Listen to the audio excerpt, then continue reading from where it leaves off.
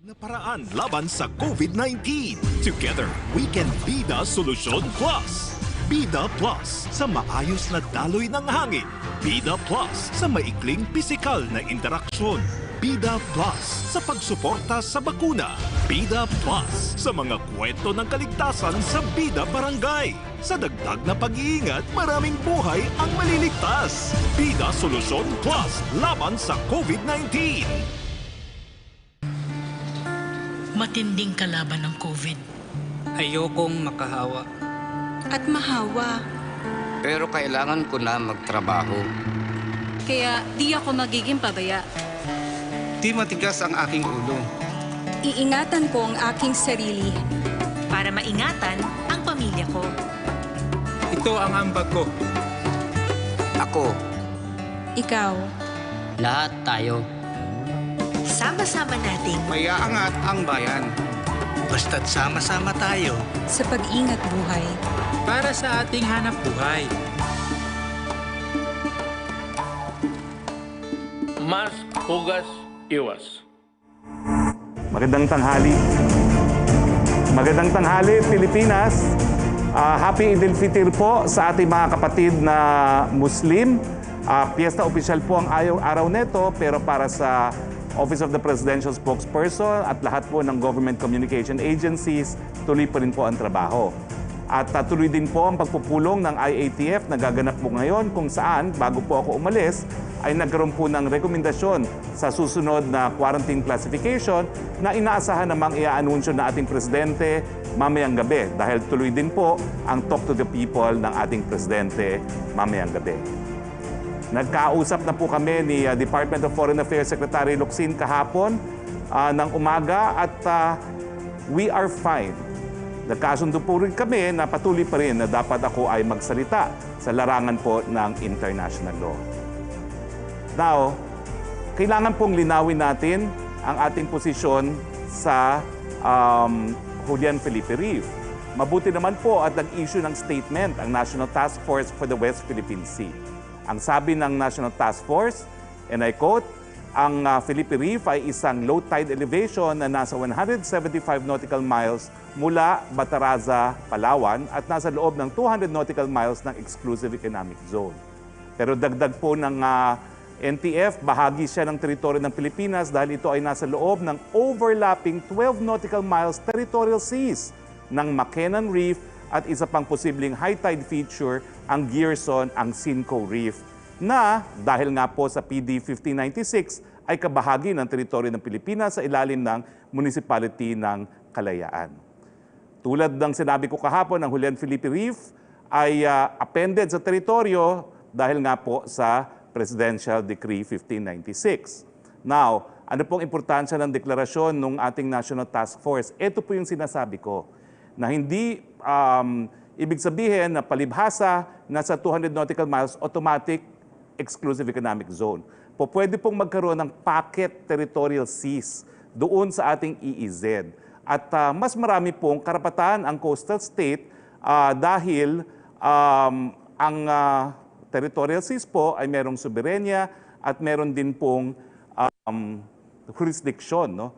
Samantalang sa exclusive economic zone ay ito po ay karapatan lamang para mangalap ng mga tanging yaman. So, ang aking punto lang po kahapon, no, kabahagi siya sa 200 nautical miles, pero malinaw po na merong dalawang high tide elevations doon na magkakaroon po ng territorial sea kung saan kabahagi ang ating Julian Felipe Reef. Sa totoo lang po, hindi naman po ako nagsabi na merong dalawang high tide elevation. Nasa ating screen po ngayon yung decision mismo ng Hague Arbitral Tribunal. Ang sabi po ng Hague Tribunal, and I quote, no, the tribunal finds with respect to the status of features in the South China Sea that Hughes Reef lies within 12 nautical miles of the high tide elevations or features of McKinnon Reef and Sentro Island. So hindi po ako nagsabi niyan, yung tribunal po ang nagsabi niyan. Now, totoo pong inaangkin natin yan, pero ang katotohanan po ay ang nakaukupa dyan sa dalawang bato na yan ay ang China at ang Vietnam. Ito po ang larawan ng McKinnon Reef na ino-occupy po ng China. in-expand na po nila yung kanilang artificial island. No? At ito naman po yung isa pang bato, isla na ino-occupy ng Vietnam, ang tawag po dyan, Sentro Island. Yan po yung konteksto ng sinabi ko, no? Na po pwede na hindi talaga siya kasama ng EEZ kasi may territorial sea. Of course, inaangkin po natin yan. So, posibleng maging territorial sea ng Pilipinas yan. Now, dun sa mga ibang nagsasabi na ano ba itong possession nito? Kapag ba possession, automatically mawawala na sa atin. Hindi po. Kasi ang applicable norm sa international law sa mga isla ay iba po dun sa karagatan. Ang applicable rule po is the state that presents the superior claim to disputed territory on the basis of effective occupation shall be granted title. Ano ba yung effective occupation? Ito po yung mga ebidensya na merong soberenya na sumasakop sa isang teritoryo na pinag-aagawan. Ano po yung mga ebidensya na yan? Kasama na po dyan yung batas na nagkabit ng isang disputed territory sa teritoryo ng isang bansa, yung aktibidades ng militar, yung pag-exercise ng legislative at saka judicial jurisdiction. So, now, lilinawin ko rin po na hindi ibig sabihin na palibhasa 200 nauticals ang EEZ, automatic 200 nauticals na po talaga yan. No? Sa katunayan po, hindi lang Pilipinas ang meron 200 exclusive economic zone on the basis of 200 nautical miles. Lahat po ng ating karatig na lugar ay meron din po silang mga exclusive economic zone. Itong susunod na slide ay magpapakita po na bagamat yung pinakamalayong delimitation line, yan po yung ating 200 exclusive economic zone, meron po talagang overlaps dun sa ating mga karatig bansa. So, according to UNCLOS, itong mga overlaps po ay dapat pag-usapan, magkaroon ng negotiations, na magkaroon ng kasunduan kung paano madedelimit po ito. Okay? So, sana po naging malinaw na yan. Now, itong decision po ng arbitral tribunal na merong territorial sea dito sa Makenan, ay isa lang po yan sa mga bagay-bagay na dapat pag-aralang mabuti, lalong-lalo na po ng Kongreso na bumuo ng Archipelagic Baselines Law, kung paano dapat baguhin ang ating batas na nauukol sa ating teritoryo. Nung isang araw po natin sa briefing, pinakita ko po yung iba't ibang mga teritoryo ng Pilipinas sang-ayon po sa iba't ibang mga batas. No? Yung kwadrado po, yan ang Treaty of Paris. Tapos po, kinabit po ng Presidente Marcos, PD 1569, yung KIG Group of Islands. No? At tapos nagdeklara ng EEZ, pursuant din po sa PD sa isang presidential decree. Pero tignan po natin kung ano ang sinabi ng tribunal, ng Hague Tribunal, tungkol dito sa batas natin ito. Nagkaroon po tayo ng Archipelagic Baselines Law na kinwestiyon nga namin doon sa Magaliona, hindi kami nagwagi, pero nawala po talaga yung ating internal waters at territorial sea na pagkakaalam natin. No? Now, anong sabi ng Korte Suprema sa ponensya po ni Justice Carpio nga po, no? And I quote, although the Philippines has consistently claimed sovereignty over the KIG and Scarborough Shoal for several decades, these outlying areas are located outside the appreciable distance from the nearest shoreline of the Philippine archipelago, which any straight baselines looped around them from the nearest base point will inevitably depart to an appreciable extent from the general configuration of the archipelago. Ibig sabihin, sabi po ng Korte Suprema, doon sa desisyon nila, yung KIG hindi natin ma-attach sa ating teritoryo sa pamamagitan ng archipelagic baselines kasi masyado daw malayo. So ang ginawa po nila, inappend nila yung KIG group sa pamamagitan ng regime of islands di umano. No? At ito po ngayon ang pinag-aralan din ng tribunal. Now, balikan po natin, no? Ang teorya namin doon sa Magaliona, no? Ay hindi po pwedeng mabago yung teritoryo ng Treaty of Paris. Dahil yan naman po ay unang-una, sang-ayon sa tratado. Hindi po yan historic claims of water, gaya nung 9 dash lines ng China. Pangalawa, ito po ay binding because it is a treaty delimitation. And pangatlo, meron po tayong prinsipyo nga na uti possidetis na yung mga colonial boundaries para hindi magkagulo yung mga bagong bansa na naging malaya laban sa mga colonial powers ay conclusive. So meron po talaga tayong basihan na panindigan yung ating Treaty of Paris. Pero gumawa nga po ng batas ang Kongreso, sinabi namin unconstitutional, kinilala pa rin na constitutional. No? At ang sabi nga nila, and I quote, "The baselines cannot be drawn from the boundaries or other portions of the rectangular area delineated in the Treaty of Paris, but from the outermost islands and drying reefs of the archipelago." So anyway, para bagahong nawala talaga yung ating internal waters at territorial seas. At ang sabi pa ni Justice Carpio sa decision na yun, dahil tayo ngayon ay compliant sa UNCLOS, mas malakas ang possibility natin na magwawagi tayo sa ating claims sa pinag-aagawang isla. O tignan po natin kung anong sinabi ng Hague Tribunal. Ito po yung sa arbitration na isinulong natin. No? Paragraph 574, and I quote, "In any event, however, even the Philippines could not declare archipelagic baselines surrounding the Spratlys Islands. Article 47 of the Convention limits the use of archipelagic baselines to circumstances where within such baselines are included the main islands and an area in which the ratio of the area of the water to the area of the land, including atolls, is between 1:9 and 9:1. Ano pong nangyari dun sa ating domestic na batas? Doon po sa archipelagic baselines, so sinasabi nila na tuloy pa rin yung bisa ng 1569. Yung 1569 po, inappend natin yan as an offshore part of the archipelago. So, tignan pa po natin yung ibang paragraphs ng Tribunal Award. No?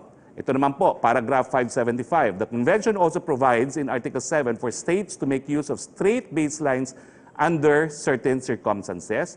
And the Tribunal is aware of the practice of some states in employing straight baselines with respect to offshore archipelagos to approximate the effect of archipelagic baselines. In the Tribunal's view, any application of straight baselines to the Spratlys Islands in this fashion would be contrary to the Convention. Ibig sabihin, para bagang yung ating legal na basihan para angkinin nga itong Spratlys, sinabi rin ng Tribunal na hindi rin sang-ayon sa UNCLOS, kasabay ng sinabi niya na yung 9 dash lines ng China ay wala pong legal na basihan. May isa pa pong paragraph ang nais kong i-quote. No? Final paragraph is 575. No? These conditions do not include the situation of an offshore archipelago. So, ibig sabihin po talaga, para bagang kinakailangan repasuhin yung ating PD 1569 na nagiging legal na basihan natin para idikit ang Spratlys sa ating legislatura. So, uulitin ko po ang aking hihingi sa ating mga mambabatas. Kinakailangan po tayo bumuo ng bagong batas para po magkaroon ng mas malakas na angkulo ang ating titulo dyan po sa Kalayaan Island Groups. At ang importansya nga po nito, yung batas na ginagamit natin para maging kabahagi ng ating teritoryo, ang Kalayaan Island Group ay isa sa ebidensya ng effective occupation. Now, kanina po, sasabihin ko po, nagkaroon kami ng virtual debate ni Justice Carpio at panuorin po natin yan mamaya sa isang channel. Pero ang importante po, marami nagtatanong, paano ngayon? Hindi ba dapat paalisin ni Presidente ang China doon sa kanyang mga isla na ino-occupy, lalong-lalo na doon sa mga lugar na sinasabi na sakop na ating exclusive economic zone at wala nga pong mga karapatan ng China na maggawa ng isla doon? Well, tama po. At pinapaalis po natin sila. Kaya lang, hindi sumusunod. Ito yung konteksto na sinasabi na siguro dahil ayaw umalis, kinakailangan use of force ang tanging pamamaraan para sila mapaalis. Pero sabi nga ni Presidente sa UN General Assembly, bawal po ang paggamit ng dahas. Kaya nga po, patuloy tayo sa diplomasya. Pero ang tanong, anong epekto ng mga artificial islands dun sa lugar, lalong-lalo na sinabi na ng Arbitral Tribunal na kabahagi natin ng EEZ? Wala po. Kasi matagal na pong prinsipyo sa international law na ang mga teritoryo na nasakop sa pamamagitan ng paggamit ng dahas, territories acquired through conquest will never ripen into title. So wag po kayo mag-alala. Maski tayo po'y mag-status quo na narariyan sila sa kanilang mga artificial islands, kung wala naman silang legal na basihan para angkinin yan, hindi ibig sabihin na palibasa malakas sila at hindi natin sila mapaalis, ay sa kanila na po ang territory. So in that sense po, sinisigurado tayo ng international law, might will not always be right. Because territory acquired through conquest will never ripen into title. Okay? Sana po naging malinaw yan. At siguro po mula ngayon, yung mga tanong sa national territory, ibato na po natin ngayon sa Kongreso dahil at least ang isang mabuting binunga nitong debate pagdating sa Kalayaan Island Group, ano nga bang epekto niya ang arbitral award na yan sa batas natin pagdating sa ating teritoryo. At kinakailangan po talaga repasuhin yan ng Kongreso. Iwan na po natin yan sa Kongreso dahil hindi naman po yan katungkulan ng isang presidente. Now, pumunta na po tayo sa mga ibang bagay.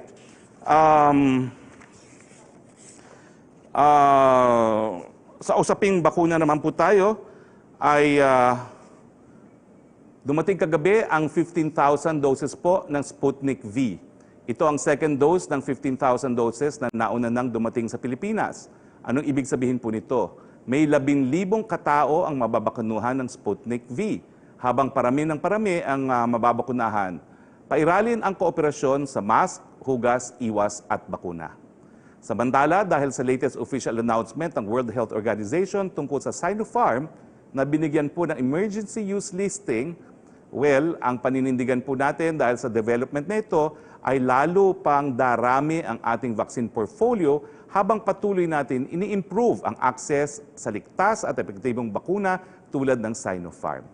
I-reiterate ko po, nauna naman po yung sinabi ni Presidente na ibabalik yung 1,000 na Sinopharm na covered lang ng compassionate use. Ilang araw lang po matapos yun, nagdeklara ang WHO na kasama na ang Sinopharm sa emergency use listing. At nagdeklara na nga po ang Department of H na sila na ang mag-a-apply para sa EUA. So, ang ibig sabihin po nito, determinado pa rin tayo na idagdag ang Sinopharm doon sa ating portfolio na gagamiting mga bakuna laban sa COVID-19. Okay, COVID-19 updates naman po tayo. Meron tayong nai-report na 4,842 na mga bagong kaso kahapon ayon sa DOH May 12 COVID-19 Case Bulletin. So matotal, meron na tayong 53,214 mga aktibong kaso. Nagpapasalamat tayo sa ating mga medical frontliners dahil nasa 1,046,431 na po ang gumagaling sa COVID-19.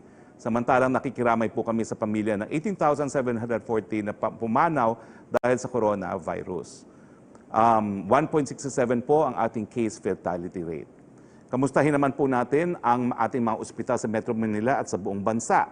Nakita niyo po na bumaba po ang utilization rate talaga ng ating ICU beds. Nasa 66% na lang po yan sa Metro Manila.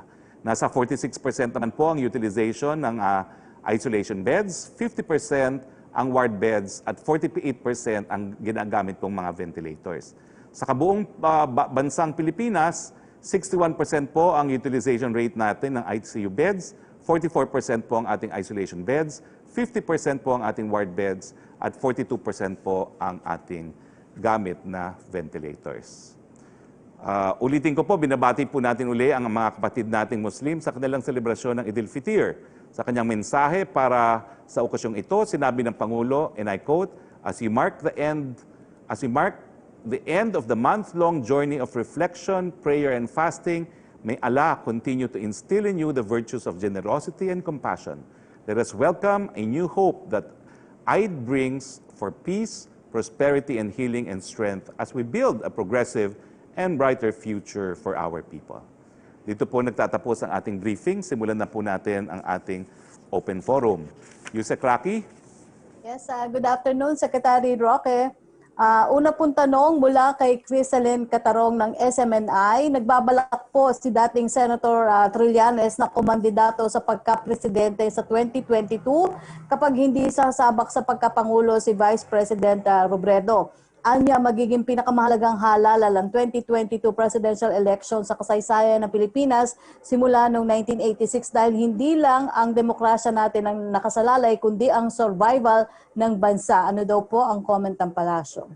Una, libre pong mangarap. So hayaan po nating mangarap na maging presidente si dating Senador Trillanes. Karapatan po niya yan bilang isang Pilipino. Pangalawa, mukhang di naman siya makakatakbo dahil lininaw po ni Vice President Lenny na tatakbo pa rin siya. No? At least nandyan pa rin yung plano. Pangatlo, wala pong katuturan yung sinasabi niya na survival. Dahil wala pong issue na hindi po tayo magwawagi laban sa COVID-19 at wala pong kahit anong banta sa ating mga institusyon na demokrasya. po. Ang second question niya, ano-ano daw pong tulong ang inihahanda ng pamahalaan para sa mga Pilipino na apektado ng kaguluhan sa Israel? Ganyan din po ang tanong ni Rosa Licos ng UNTV, ni Kylie Atienza ng Business World at ni Vic Sumintak ng Net25. Dahil alam niyo pong sanay na ang ating mga embahada at ang ating OWA sa mga pumuputok na gulo sa iba't ibang parte ng daigdig kung saan meron tayong mga kababayan, mayorya sa kanila ay nagtatrabaho bilang OFW, alam na po ng ating embahada doon kung ano mga posibleng mga pangyayari. So hinahanda na po yung posibleng repatriation, hinahanda at binibigyan na po sila ng warning na kung po pwede po ay yun nga po mag-ingat dahil dito sa mga pag-iinit na mga pangyayari dyan sa Israel at sa occupied territory. No? At ang gobyerno naman po natin, kung talagang kakailanganin, siyempre po, susunduin natin ating mga kababayan kung talagang kinakailangan at kung gusto po talaga nila. Siyempre po, ang naging posisyon na ng DFA, sana po malutas sa mapapayapang paraan itong tensyon na nangyayari po dyan sa gitnang silangan.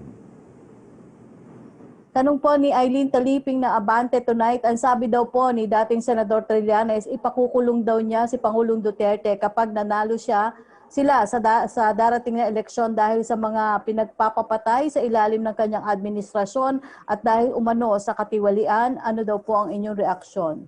Well, kung meron po siyang kasong mahihain, dapat ihain na niya. Ang problema kay Secretary Trillanes, dakdaklin ng dakdak, no? Kasi kung meron po talaga siyang ebidensya na meron pinapatay ang presidente, dapat hinain niya po ngayon.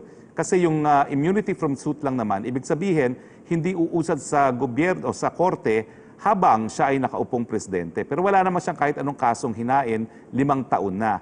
So kung wala siyang nahain sa 5 taon, hindi ko po alam kung paano siya magkakaroon ng kaso matapos ang 6 na taon. Okay. Secretary, salamat. Wala pong pulisiya na magpapatay ang ating presidente. Siya po'y dating piskal na siyang lumiliti sa paglabag ng Revised Penal Code. Kasama na po dyan ang krimen ng pagpapatay or murder. Salamat po, Secretary. Susunod po magtatanong si Mela Lesmoras. Go ahead, Mela. Hi, good afternoon, Spokes Roque. Yung unang tanong ko lang po on quarantine classifications para mas malinaw yung expectation ng ating mga kababayan. I understand kasi meron mga lugar naman sa bansa na until May 30 lang. So mamaya ano po bang mga lugar yung ina-expect natin na magkakaroon ng announcement ng bagong quarantine classifications at ano-ano po yung ating mga naging basihan kung dapat bang manatili sa MECQ o ibababa na sa MGCQ? Ano po yung mga naging considerations ng IATF? Punong lugar na nasa MECQ ay hanggang 14 lamang ng boneto. So magbabago po ng quarantine classification, kung mayroong mang pagbabago ay yung mga lugar under MECQ.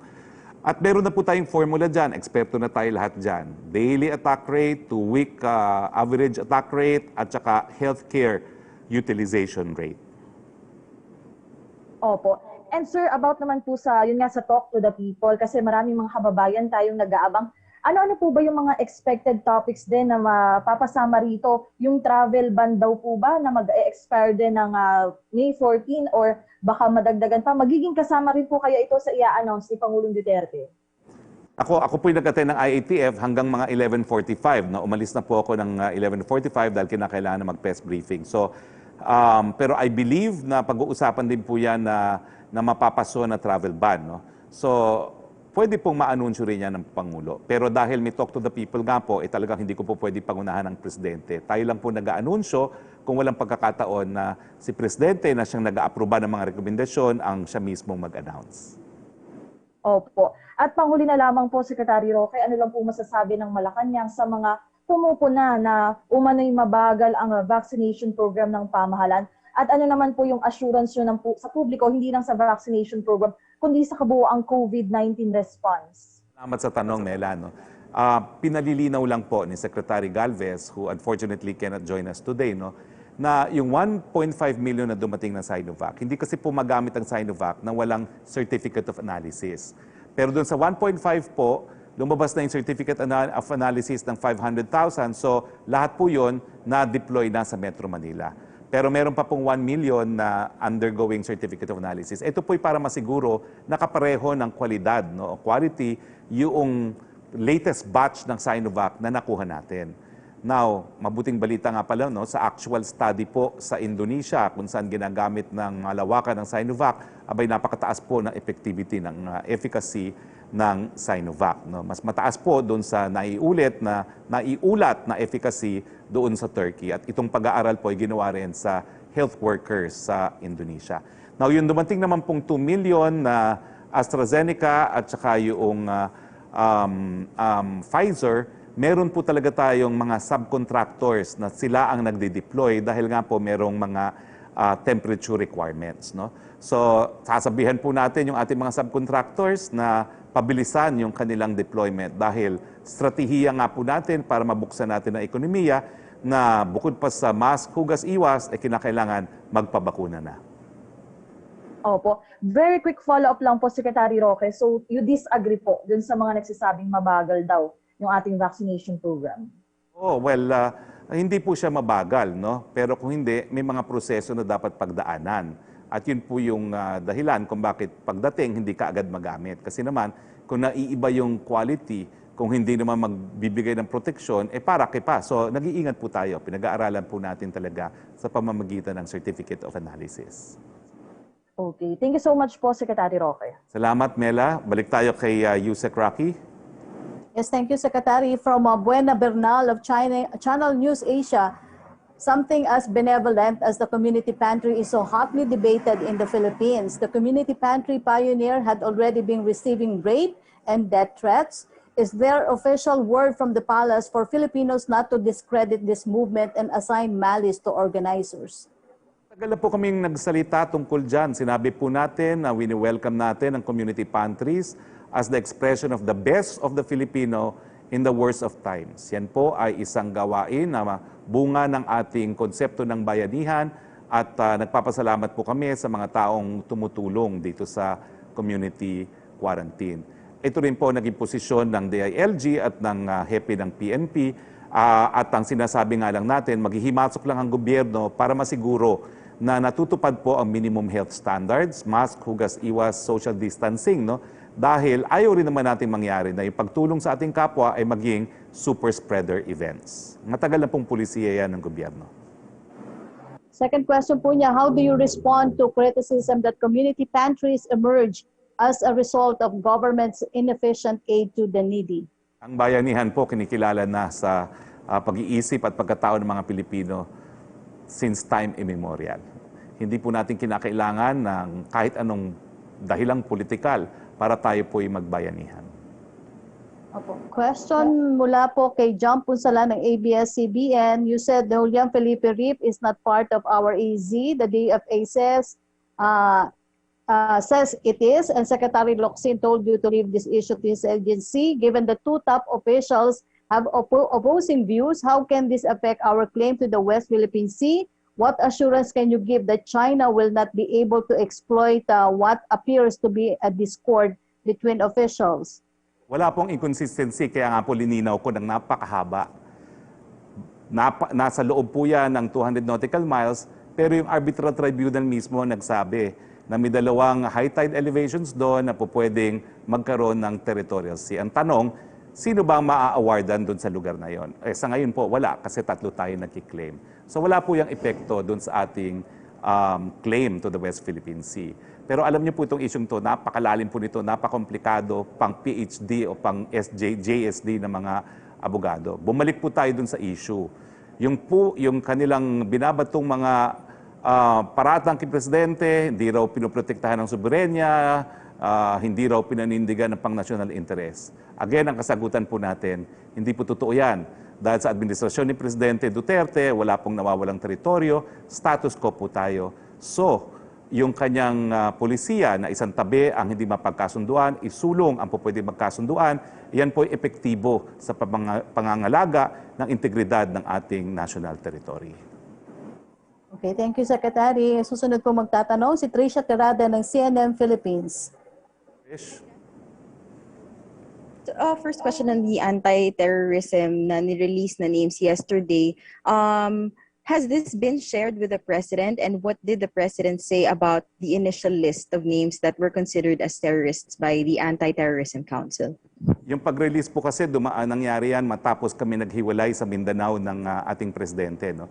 Ang huling pagkita ko po kay Presidente ay Tuesday at parang Wednesday po yan na-release. So mamayang hapon po tatanungin ko kung anong reaction niya. Sir, pero na-relay po ba sa Malacanang kung ano yung naging basis for this list and how verified is this list? Because in the past, for example, yung sa drug list, merong mga lapses. Paano po nasiguro or masisiguro na walang ganong lapses dito sa list na to? Because ang fear, sir, would be, of course, for the general public na paano kung mapasama yung pangalan nila? Are we not putting the lives of these people at risk? Hindi lang po Pilipinas ang nagbibigay ng definition sa terorismo. Lahat po ng mga tao na nagkakalat ng takot or ang hirap Tagalogin, no? Those who instill fear and terror in the minds of the public through violent means is a terrorist. At pagdating naman po sa mga lokal na terorista, alam po natin kung sino sila dahil bagamat meron tayong demokrasya, bagamat meron party list system, patuloy pa rin ang paggamit ng armas, no, para makamit ang kanilang mga layunin. So, hindi po tayong bumuo ng definition na yan. It's an international definition, naka-include po yan sa UN Security Council Resolution, at kapag sinabi ko pong Security Council Resolution, binding po yan sa lahat ng miyembro ng UN. Hindi po kagaya ng General Assembly resolutions na non-binding. But sir, is there at least an assurance from the palace or from the President na kung halimbawa medyo critical about the government na hindi naman sila mapapasama, kumbaga walang ganong policy naman? Meron po ang tawag Bill of Rights. Kasama po sa ginagaranti ang karapatan, freedom of speech and freedom of liberty. No? Yung ating tinatawag na due process clause, no person shall be deprived of life, liberty, or property without due process of law. Sir, my final question. So far, ano po yung naging assessment ng IATF with the entire time that we were under or we have been under MECQ? If ever, sir, is the government ready to ease restrictions na nakikita po ninyo? Dun sa naabutan kong usapin at umalis naman ako right after sinabi ko anong rekomendasyon, talaga naman po napababa natin ang mga kaso. Napababa po natin ang R0. At ang sinisiguro lang natin kung paano natin masusustain itong ating mga gates. So, needless to say, ang rekomendasyon po ay sang-ayon sa ating overall strategiya na dahan-dahan ang pagbubukas ng ekonomiya para makapital health. Thank you very much po. Salamat po. Thank you very much, Trish.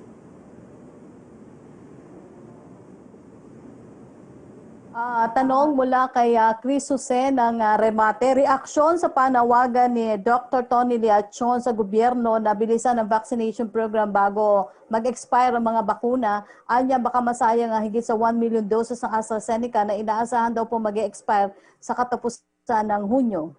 Wala pong problema yan kasi ang expiration date ay July. Mayo pa lang po. Isang buwan lang ang ating kailangan para ubusin yung 2 million po yan, no? Na AstraZeneca. Second question po ni Chris Jose ng Remate. Komento sa sinabi ng ilang senador na irresponsable raw ang naging pahayag ninyo na hindi sakop ng exclusive economic zone ng Pilipinas ang Julian Felipe Reef dahil nagpapakita lamang daw ito ng pagiging atat ng palasyo na kumampi sa China. Tanong din kung sa China raw kayo sumasahod. Wala pong basehan yan kasi nga yung factual finding na merong territorial sea na nage-generate ang dalawang high tide elevation ay nanggaling po sa Hague Arbitral Panel. Malinaw po yan. Kaya ko nga kinote po yung paragraph ng Arbitral Tribunal ruling. Namumulika lang po sila. Yung third question po niya ay nasagot niyo na about yung pag-uusap niya ni DFA Secretary Locsin. Yung susunod pong magtatanong si Melo Acuña ng Asia Pacific Daily. Please. Mr. Secretary, and I believe you're still in Davao. Ano po ang balak? Now in the premises of PTV4 in Quezon City. Dahil piyesta official po, sarado ang NEB sa Malacanang, pero dito po tayo sa premises ng PTV4. Maraming salamat po sa PTV4 for accommodating us today. Akala ko nasa Davao pa kayo eh. PTV4. Napakaganda rin pala ng facility ng PTV4 Quezon City gaya ng PTV4 Davao. Okay. Meron pong 29,473 Filipinos in Israel and 1,273 Filipinos in Burma. Kung hindi naman classified, ano ang balak ng Department of Foreign Affairs para mapanatiling ligtas ang ating mga kababayan sa mga bansang ito? Yun nga po, madami ng karanasan ng DFA dyan at alam na po nilang gagawin. Simula doon sa pagbibigay warning na dapat mag-ingat, doon sa paggagawa ng hakbang kung kinakailangan tulungan umuwi ang ating mga kababayan. Pihasa na po ang ating mga embahada at ang ating OWA pagdating sa mga kaguluhan kung saan naroroon ang ating mga kababayan. Ano po ang strategy ng pamahalaan para matiyak na yung mga bakuna ay makararating sa kinauukulan sapagkat nabanggit nga ninyo, mayroong mga bakuna na maaaring mag-expire by July. Can we have the capacity to generate more vaccination centers across the country to meet the demands ng ating mga kababayan? Ang aim nga po natin makapagbakuna ng 500,000 daily. No? At hindi pa po natin magawa yan dahil kulang nga po ang bakuna. So doon sa mga bakunang dumating po, wala pong problema. Ubus ka agad yan. Okay. Matanong ko po kayo, pardon my ignorance about international law. Pinag-uusapan po kasi na magkakaroon ng Code of Conduct ang mga bansa na mayroong claims doon sa South China Sea. Ibig pong sabihin ito, kung maipasa itong Code of Conduct na ito, wala na tayong magagawa doon sa artificial islands na itinayo ng ibang bansa. Di po ba? Ganun na po ba iyon? Talaga naman po na unang-una wala pa po tayong Code of Conduct. No? Pero bagamat wala tayong Code of Conduct, nandyan po ang UN Charter na nagsasabi na bawal ang paggamit ng dahas. So meron po tayong mandatory Code of Conduct. Bawal gumamit ng dahas at kinakailangan hindi pagkakasunduan nito, itong pag-aagawan ng teritoryo, maresolba sa mapayapang mga pamamaraan. Yan po ay nasa mandatory Code of Conduct na nasa UN Charter. So, hindi po maaapekto kung sino pa rin ang magkakaroon ng titulo dyan kasi mariresolve lang po yan sa dalawang pamamaraan.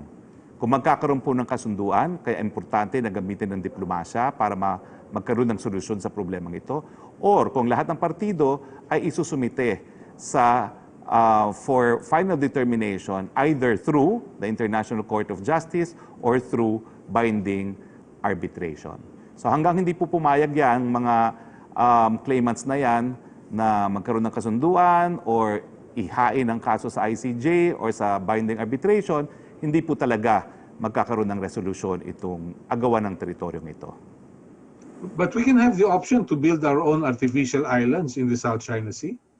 Well, sabihin na lang po natin ngayon na sa ngayon po, meron kasi tayong kasunduan na status quo. Ang problema po yung kasunduan na yon, matapos nakagawa na nga po ng artificial islands, pinalaki nila yung mga artificial islands nila sa exclusive economic zone. At least sa ilang parte na exclusive economic zone ng Pilipinas. So, naririyan po yan at status quo natin. Ang kamuntik na mangyari, ito nga po yung relevance ng Sandy Cay, yung panahon na yon, ninaisa na natin magtayo ng infrastructure sa Sandy Cay at nagresponde ang China na gagalaw din sila. No? So, mas mabuti po para sa ating national interest ngayon na status quo. Dahil kapag gumalaw mo ang China, dadalawa lang po yung ating bagong pandirigmang barko. No? Yung hindi masyado magiging epektibo yan para protektahan ang ating national interest. So, sa akin po, tama naman po ang pulisiya ng ating Presidente Duterte. No? Sa status quo, walang nawawala, hindi lumalala, bagamat hindi rin naiibsan ang ating problema. Maraming salamat po, Secretary. Thank you. Salamat po. Yeah, Secretary, tanong mula kay Tina Mendez ng Philippine Star.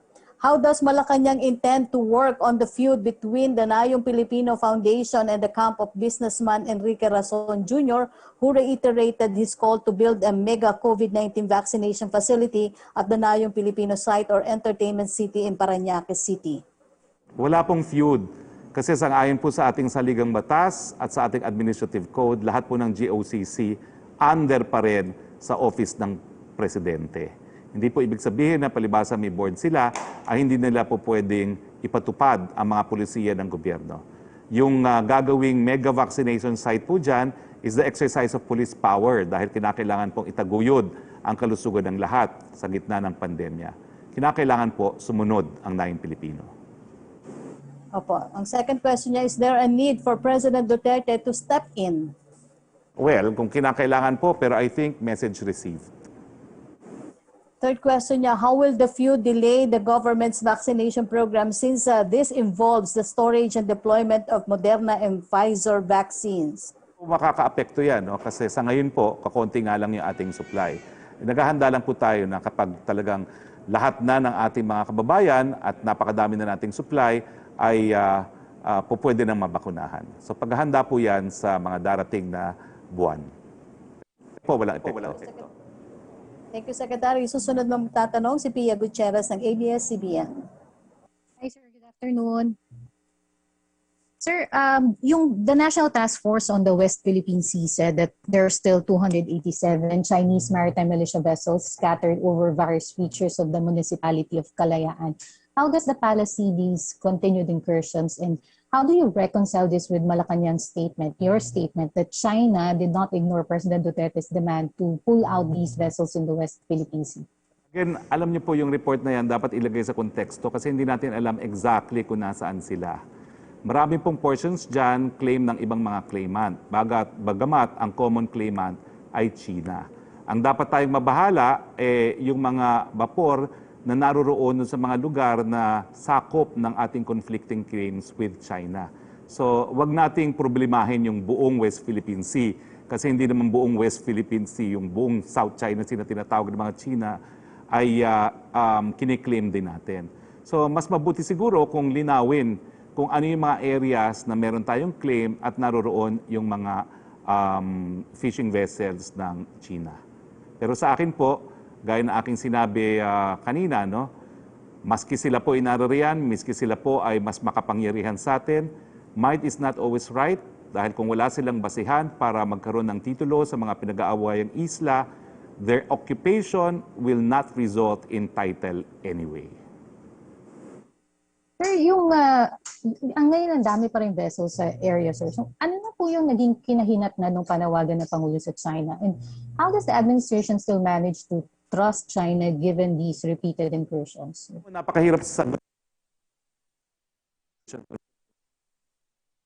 man na naroroon sila, hindi sakop na ating claim, bakit natin pakikialaman? Pero hindi ko po alam talaga kung ilan yung mga barko na nandun sa mga lugar na ating sinasakop din. No? So siguro po, we should be guided by that.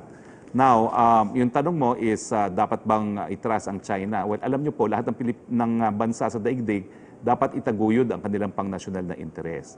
So sa akin po, yung pagkakaibigan natin ay isang pamamaraan para nga magkaroon tayo sometime in the near future ng resolusyon dito sa pinag-aagawan nating teritoryo. No?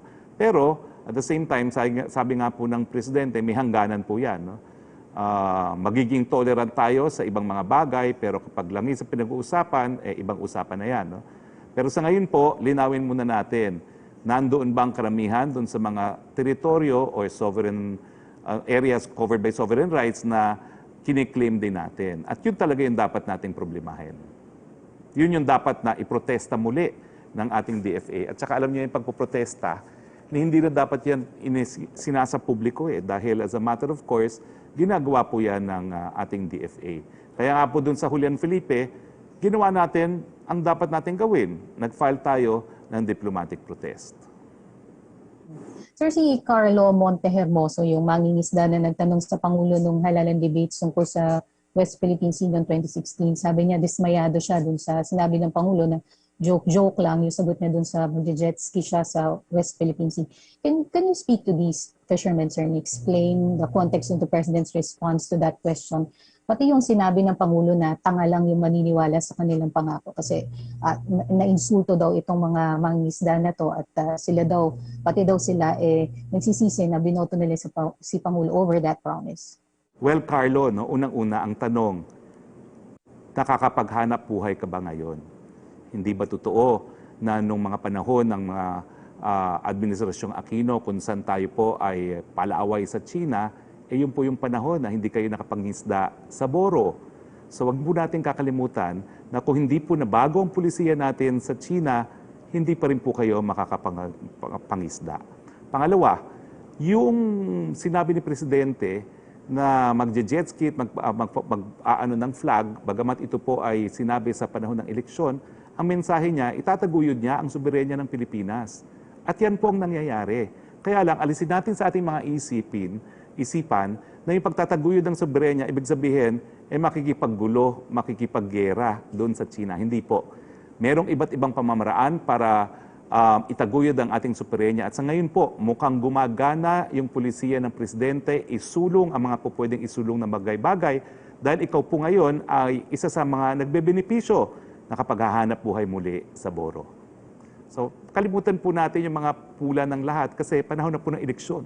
Ginagawa po talaga nilang election issue at ito nga pong si Justice Antonio Carpio nagtayo pa ng partido. So, ano pa pong gusto ninyo?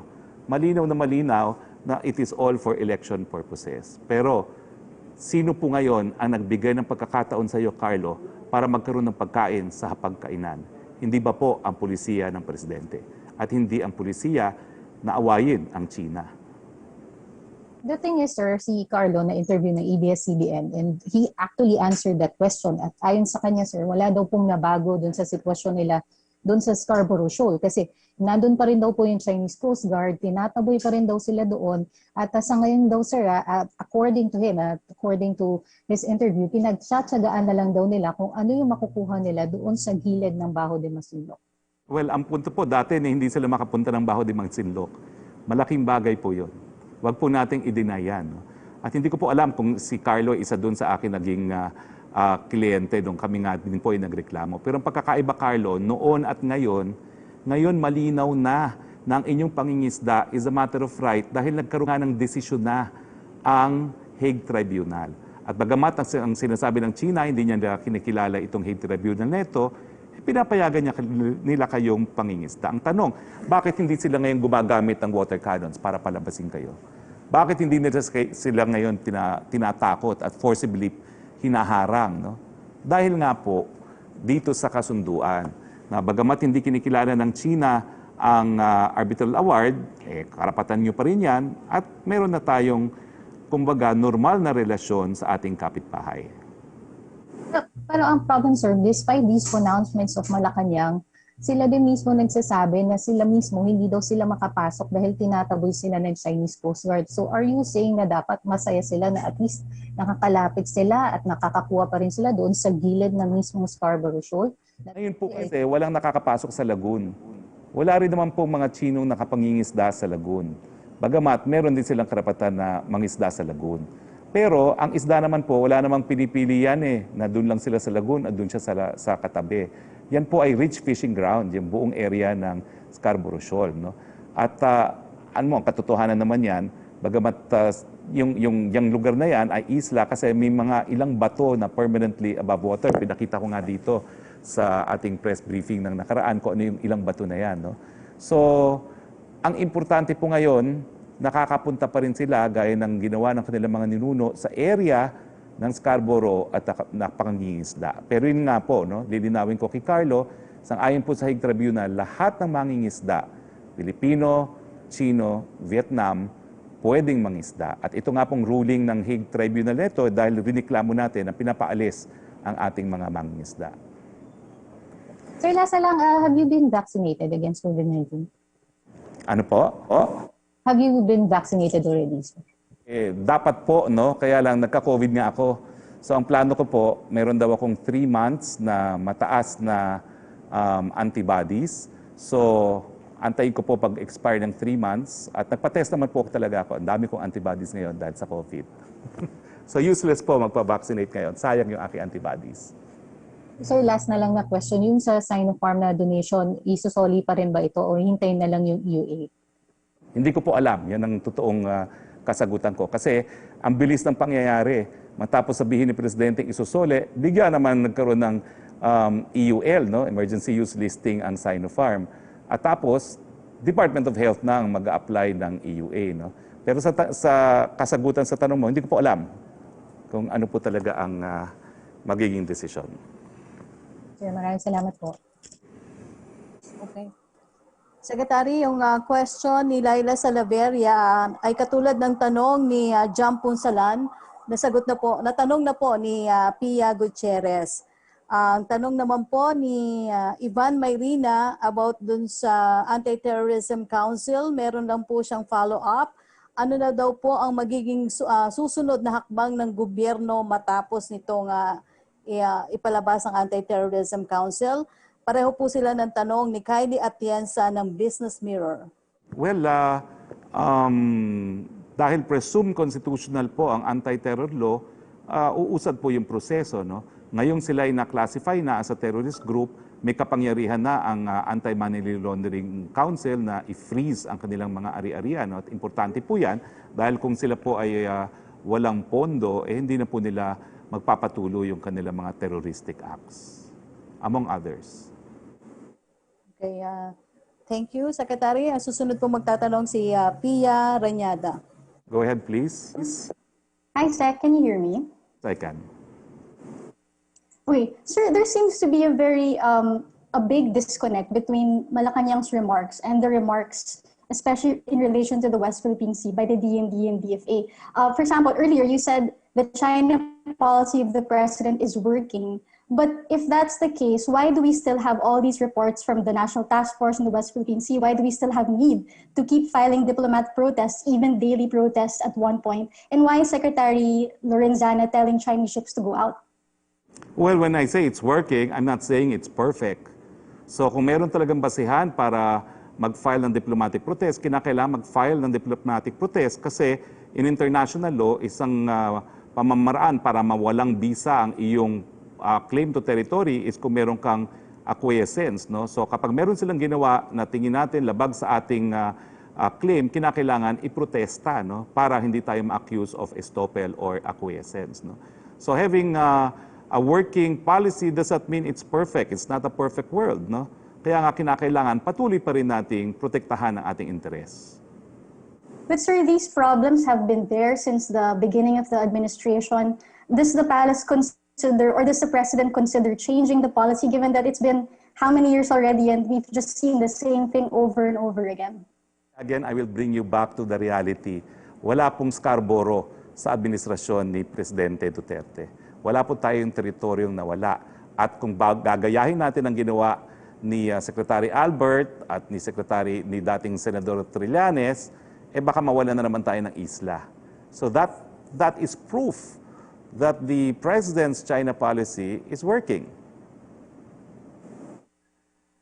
Sir, you also keep downplaying the findings of the National Task Force in the West Philippine Sea. For example, yung hindi daw part of the EEZ, yung Julian Felipe Reef, and then earlier you said, parang you modeled the remarks of the NTF when they said that over 200 ships are still in the West Philippine Sea. Sir, do you coordinate with the NTF, the DND, the DFA when you make statements like that? How does it go, the communication line, to make sure that you are all on the same page?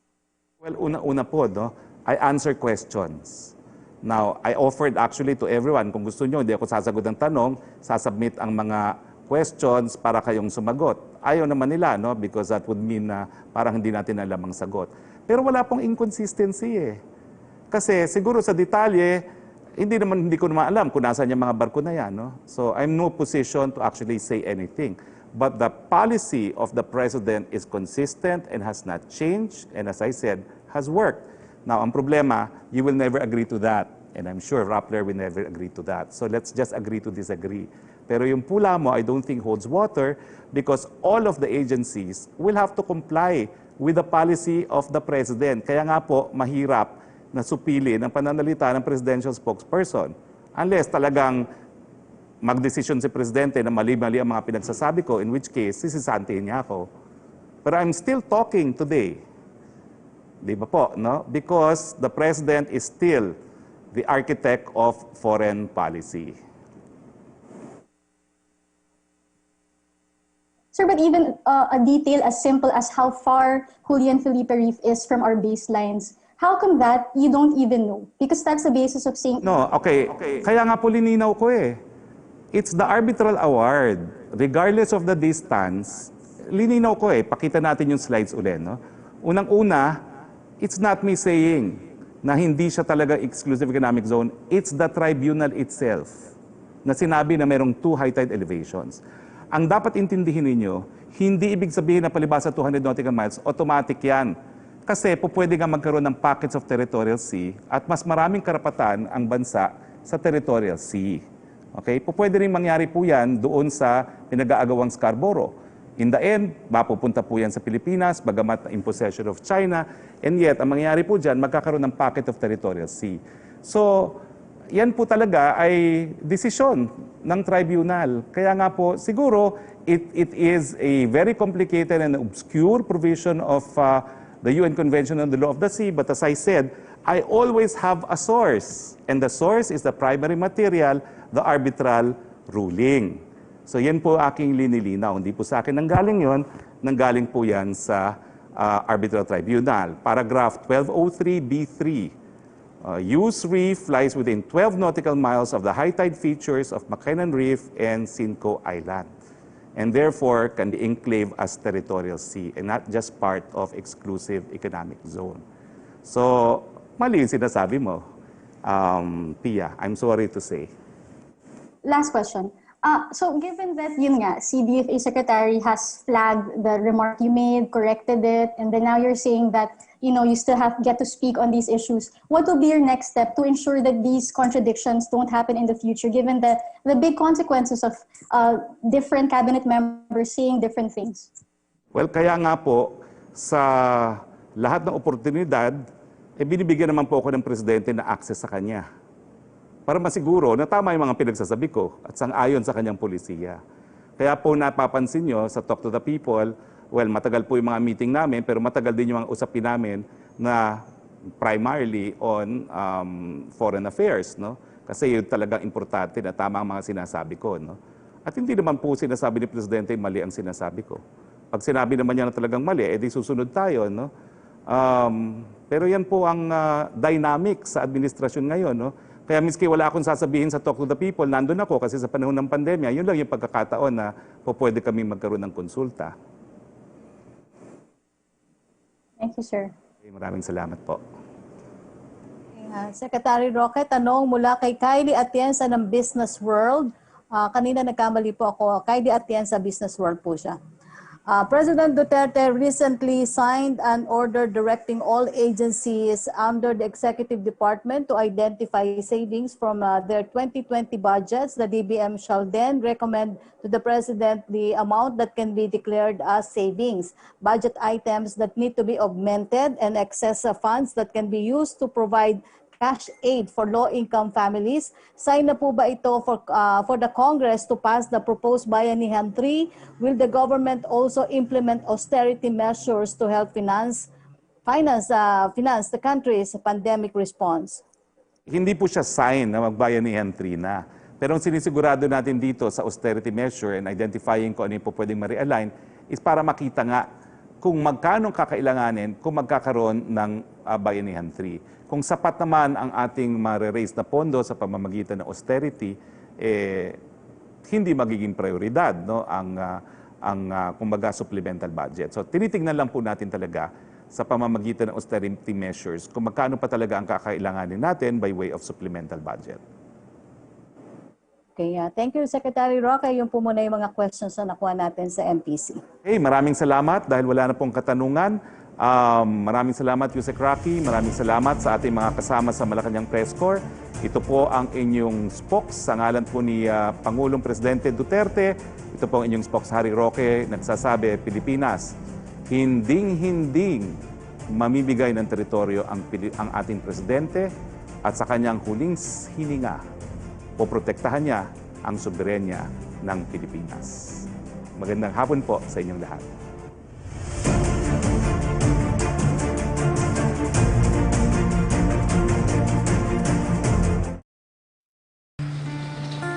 Matinding kalaban ng COVID. Ayokong makahawa. At mahawa. Pero kailangan ko na magtrabaho. Kaya di ako magiging pabaya.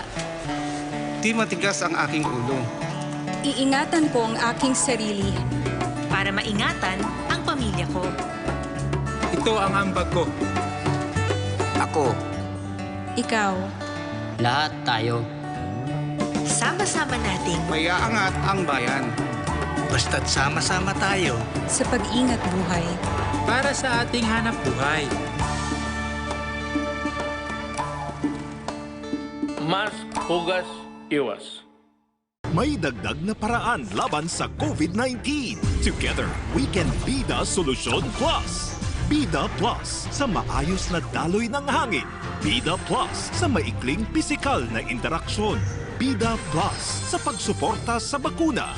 Bida Plus sa mga kwento ng kaligtasan sa Bida Barangay. Sa dagdag na pag-iingat, maraming buhay ang maliligtas. Bida Solusyon Plus laban sa COVID-19.